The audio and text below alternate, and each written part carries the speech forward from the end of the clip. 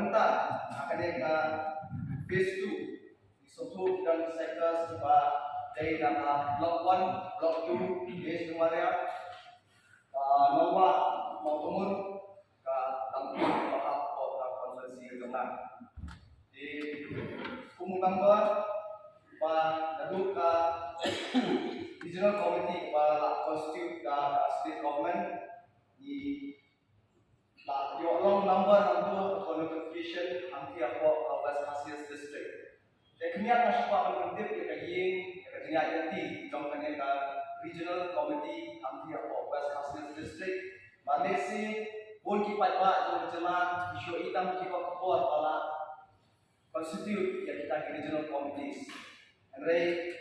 nasib penpau sya kajian ba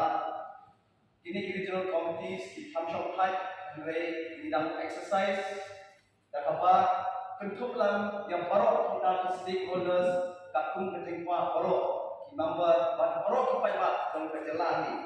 di regional committee nanti apa West Khasias ialah syam yang first sitting akan jumlah chairman di minister dan state government di MLA Badan Burung yang mau buat di Pak Raditya Tongkar di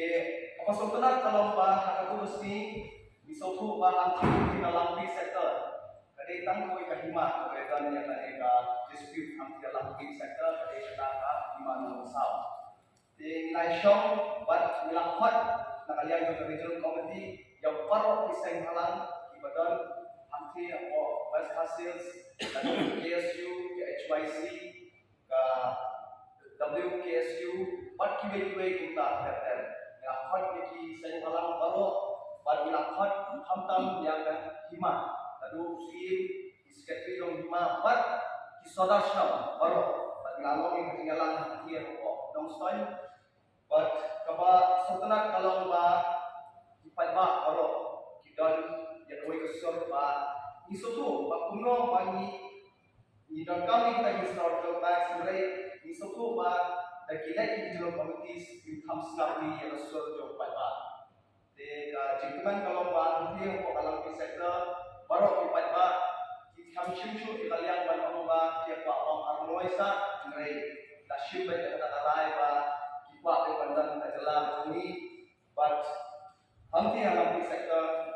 baru saudara stop di hak penerima mensal gila jawan meeting but gila syukur dah kata rai but kalian juga regional committee gila syukur jaga rai ba village spot